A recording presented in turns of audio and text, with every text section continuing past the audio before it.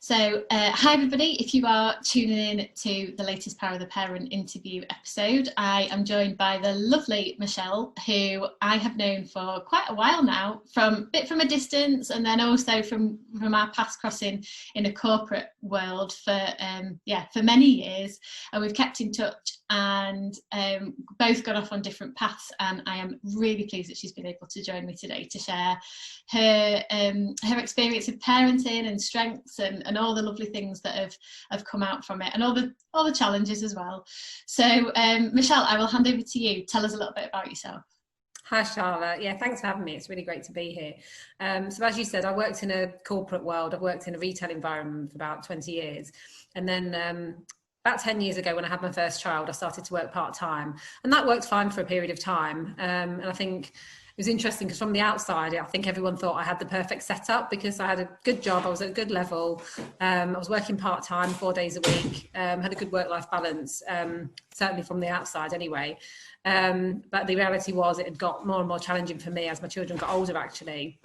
When I had one at school, one in nursery, 2 drop-offs, my husband started working away in London all week, and I just found it all a bit too much. And so a couple of years ago, I decided to leave that career path and actually retrain in social media and start working freelance. And so I've been doing that ever since, until quite recently, actually, where I've got a bit more of a permanent role now with one of the clients that I found when I was doing my freelancing. So a bit of a cobbled career path, really, but it seems to work for me now. So.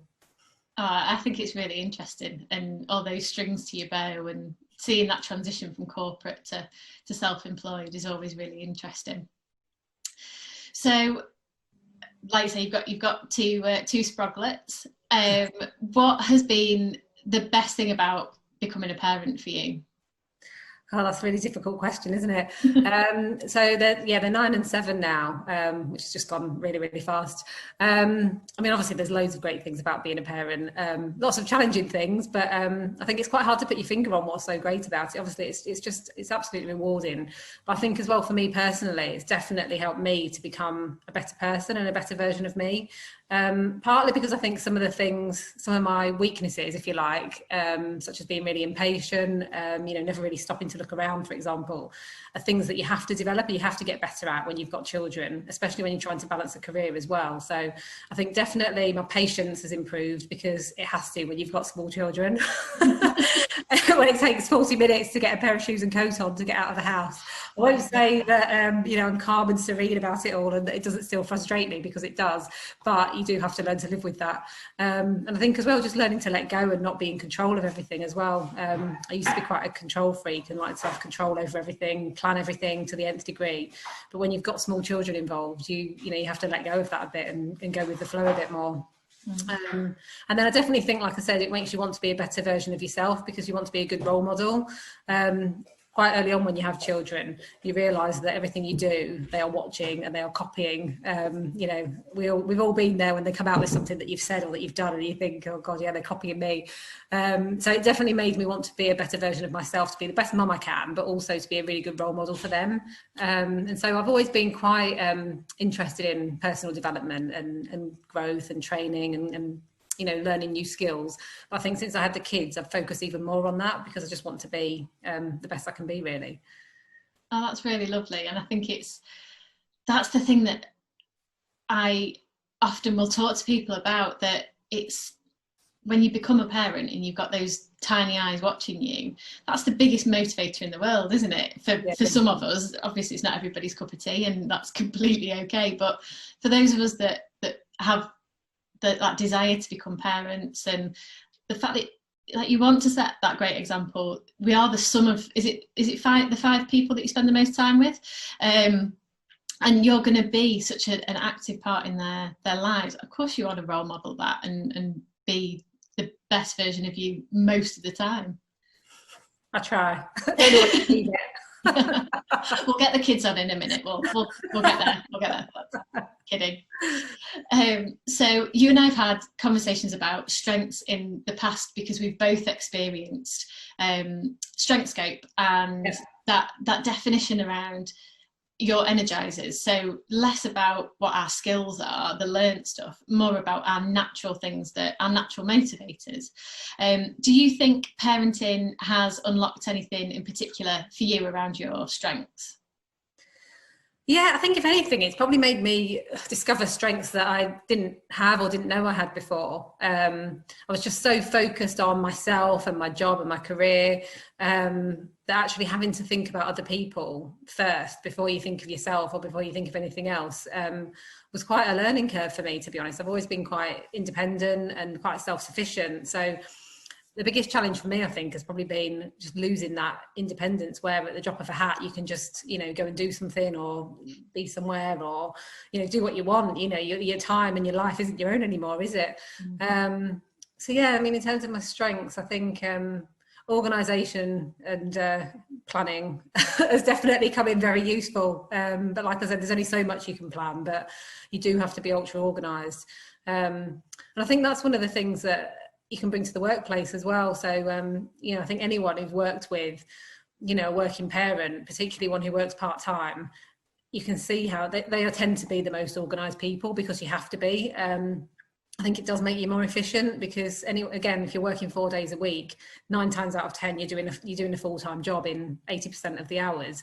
So you have to be more efficient and more organised, more focused. You just spend less time, chatting, dithering around, I don't know, but you focused on the task in hand. And equally, if you've got to leave at 5 o'clock or even 3 o'clock, like I do, for the school run, there's nothing that focuses the mind for getting a task done like that, is there? So I genuinely believe that, managing parenting and work definitely makes you more efficient, more organised, more productive. And I think studies have shown that actually part-time workers or working parents are the most productive people in the workforce. And I think that's what I wish more companies and more senior people within companies would realise and appreciate, because often it's seen as a negative, and actually I think it should be more of a positive.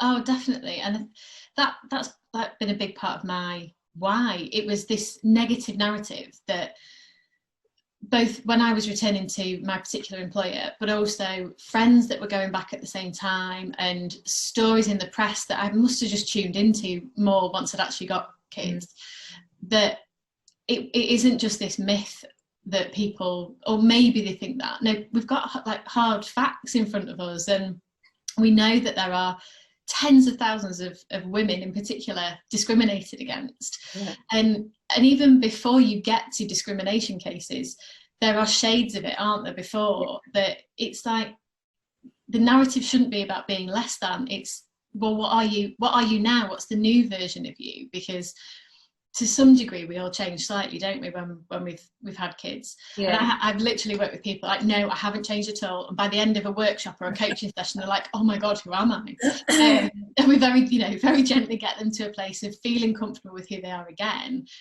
But it can really catch people off guard, I think, and it be a bit of a, oh, what do I do now, and what do I stand for, and have my values been changed and rocked?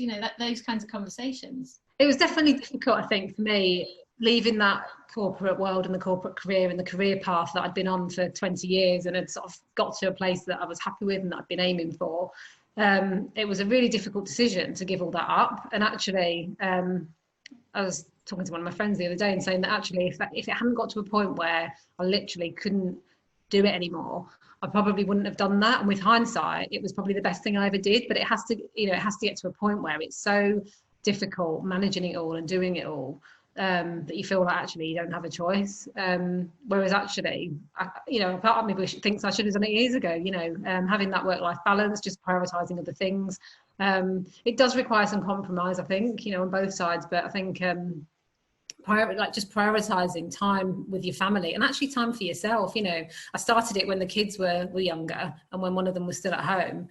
But I've carried it on now. And I think some people think, well, your kids are 9 and 7 now. What are you doing still working part-time? They're at school, why do you need 2 days off a week? But actually having that time for myself, for other things, whether that's for training, for personal development, or, just actually having some time to myself when I'm not either working or being a mum, has made a massive difference to my mental health, my well-being, my happiness, everything. I mean, I recommend it to everyone. And I think, in a way, I wish we could get away from part-time working being solely the preserve of mums, parents with young children, and actually being more about, and I think actually it is changing, because I think millennials now are starting to think, well, actually I want to work part-time. I do want to work 4 days and have a day where I just do something else, or whether I do something for me, training, learn to do something else, a part-time hobby, you know, the multi-hyphen career. I think that is changing, and I hope it is changing, because you know, the numbers of people who are off work with mental health problems are huge, and let's face it, the way things are now, it's only going to get worse. So I think it's quite short-sighted of companies to think that, you know, anyone who wants that flexibility is going to, like you say, be less than or give less, when actually anything that can help your workforce in terms of their happiness, their well-being, their productivity, has got to be a good thing. And actually, in the long, if you can have a bit of more of a longer term, bigger picture view of it, you'll actually get more out of that person than you will by, you know, working them 12 hours a day till they're stressed to the hilt, until they go off sick with mental health problems. So I think it just takes people to see the bigger picture a bit more, doesn't it?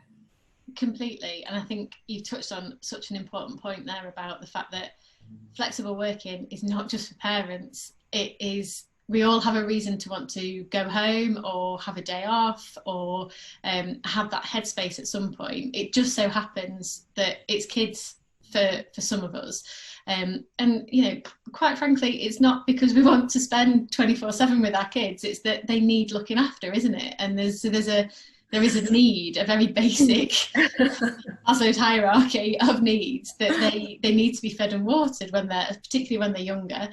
I mean, I'm sure my parents would now say that even in my 30s, I still need some level of care. It's different. But you know, as my stepdad was putting up a new fence for me the other day in the garden, socially distanced, I'm sure he was like muttering under his breath about, when does this stop?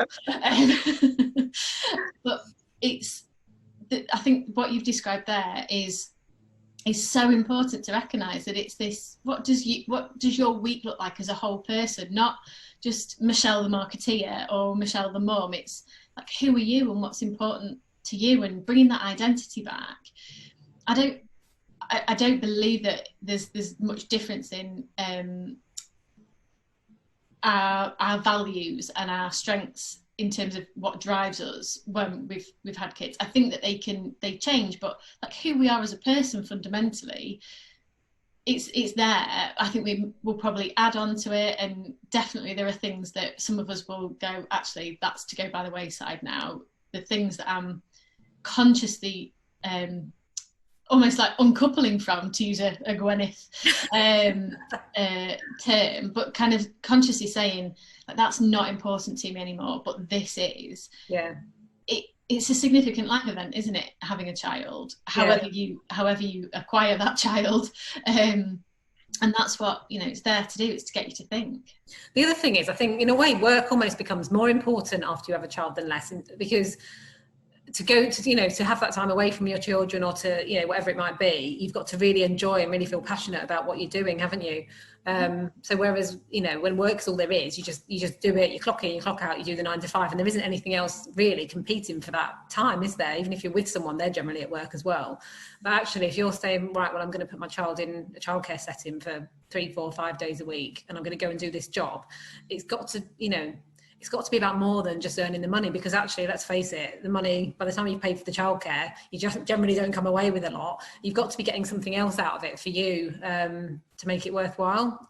So actually, for me, choosing the right jobs and the right careers, and something where I actually feel like I've got a reason to get up in the morning and get out and go to work, and you know, not see the kids, has made me more focused on doing something that means something to me and that I feel strongly about.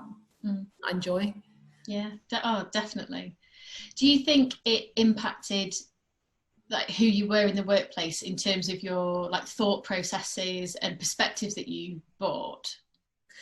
Yeah, I was just thinking about that when you were talking. I think with the strengths piece, I think naturally I probably wouldn't have been a very empathetic, sort of warm, you know, sympathetic type person. I was very focused, very driven. I could get results, but I wouldn't say I was much of a people person in the past. I think having children has really developed my empathy skills and my people skills, because obviously it just, you have to, don't you, and you have to think about those other people. And I think it's definitely brought out that side of me more, and I would like to think that since then I've probably become a better colleague and a better manager at work, because I definitely think more about other people and how they might be feeling. And I'm not saying managing a team is like managing children, although there probably are some similarities, but it's more just that it definitely has grown my empathy skills quite a lot, I would say, having children. And I would really, I think it's probably made me a better team leader and a better manager as a result of that. And your team are here to, I'm kidding. It's funny though, because I remember going on a course once. It was a change management accreditation, and the facilitator used this phrase. He was like, grown-ups are just tall children. They still want their hand holding to a degree, and they still need help and support. And I was like, mind blown. I was like, absolutely, of course we are. Like, of course there's things that we grow out of and grow into and all that kind of stuff, but at the heart of it, there's still elements of us that want to be nurtured, aren't there? And even those of us that really don't want loads of nurturing, I still believe that there's a slither in there of it for everyone. There's a book, isn't there? I think Act Like a Toddler or something. There's actually a book about really? telling you to act like a toddler in the work. It's one of those workplace book type things, and it's something about why you should act like a toddler or something. And it's like, don't do what you don't want to do. There's still a few things, but I saw that. I thought that was quite funny, really. Yeah. Well, you see, I like that concept about making it achievable to do more of what you love, which is exactly what you've described, and the impact that it's had on you, about finding something that really is important. I was talking to a friend the other day, and her partner had handed his notice in at work. It was like an in-betweeny job, not something that he'll be doing forever anyway, and she was fuming with him. And they don't have kids. They're quite a bit younger than me, and she was saying, I can't believe it, and he wasn't doing it for the money, but I can't get over why he could possibly have handed his notice in. Like, he was only there for 2 days, he's not going to stick at anything, all this kind of stuff.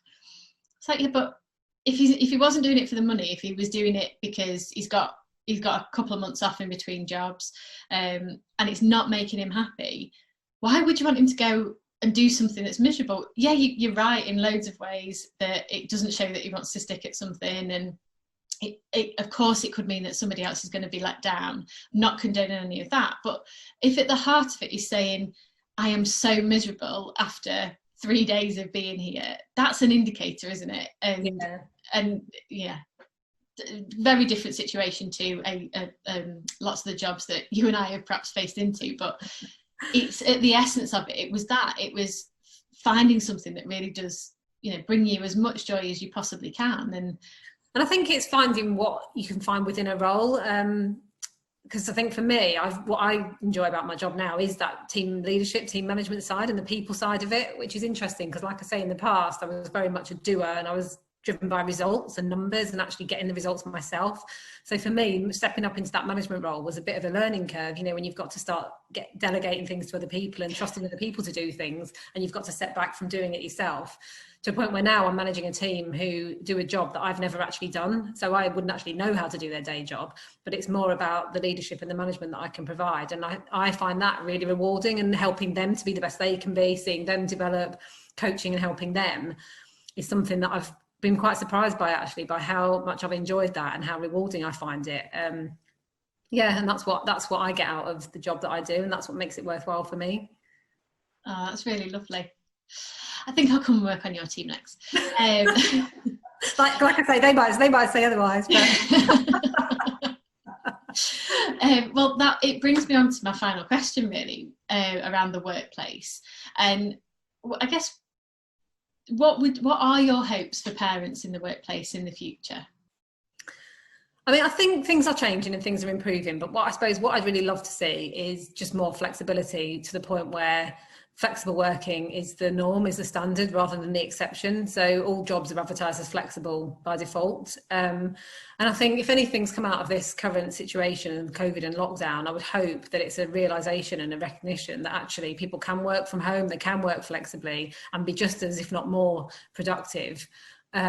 Even when they've got kids running around to look after as well, never mind when they haven't and the kids are back at school or whatever. So, you know, I'd hope that has created a bit of a mindset shift around that. So yeah, I'd like to see people measured on outcomes and what they deliver, rather than hours in the office or how long your coat's on the chair for example, clocking in, clocking out mentality. You know, the fact is you could be sat at your desk from 9 to 5, but still deliver less than someone who is, you know, doing a focused 4 hours at home, for example. So I think it's just that sort of broader way of viewing work and productivity and people's value, and valuing people based on what they deliver rather than where they are and how many hours they're there for, would be a big one for me. And then I think just building on that about flexible part-time and flexible working, not just being seen as the preserve of mums with young kids, which is basically what it's shorthand for at the moment. And you know, I see a lot of men as well who are working these long hours, really stressful jobs, don't feel like they've even got the option to ask for any part-time or flexible working. And I'm sure a lot of them would love to work 4 days a week and have some time to themselves. Their mental health would benefit, and I'm sure the company ultimately would benefit as well. You know, it's more cost productive for the company because they're paying 80% of the salary and probably getting 90%, if not more, of the work. I just think we've still got a long way to go in this country in terms of how we view sort of flexible work, really. But I think looking at the future mental health challenges, and like I say, the numbers already are staggering. I think it's the biggest reason people are off sick from work, isn't it now? Mental health is certainly not far off. So I think it's, you know, it's not just doing it as a favour because someone wants to work part-time. I genuinely believe that it's in the best interest of the companies and the economy. There's, you know, like you said, there's all these women out of work who, just because they've had a career break or they want some flexibility, are massively overqualified, have got these whole sort of sets of skills and experience that as a company, as a country, we're not using and tapping into, just because we're so rigid and fixed in our ways in terms of what we think work should look like. And I genuinely believe that for the good of the economy, we need to get these women back into work, and therefore, you know, the companies that are a bit more flexible and open-minded about that, you know, like where I am at Gig, you know, they've let me work 3 days a week, school hours. When I've been at home, they've let me change my hours and flex that, because they know that I'll deliver what they need me to deliver wherever I am, and whatever hours I'm working, I'll do what I need to do. But they're very much the exception, and I know from speaking to other people that trying to find a job that's school hours or that's part-time is very, very difficult. And I think it's a shame for, like I say, the companies and the employees that there's no one matching that need with that skill set, because they're so set in their ways. So that's what I suppose I'd like to just see, a bit of a change in mindset. And I hope that the current working conditions have helped with that. Yeah, let's fingers crossed that some good comes out of it. And now we'll get Boris to pass the mic to you and say all of that again. For the cheap seats at the back, and I'll obviously be right next to you clapping, because right I'll say it to anyone who'll listen, to be honest. So yeah, that's what we all, if we can all talk about it or use our voice in whatever platforms we have and talk to our employers and all of that kind of stuff. It sounds like you well on the way, in fact arrived with your employer anyway, but it's important, isn't it? It's a really important conversation. Yeah. So thank you so much for joining me today. It's been great to talk to you. It's been a pleasure, and I mean, we could probably go on for several more hours about loads of different topics, but I won't. We've got to say something for next time. So thank you, and if anybody wants to follow you on social media or find out about some of the stuff that you do, we will put your social handles in the I was going to say show notes, but this isn't a podcast, in the notes on the YouTube channel and in the IGTV information as well. Great, thank you. Thank you, Michelle. See ya. Bye, Charlotte. Bye.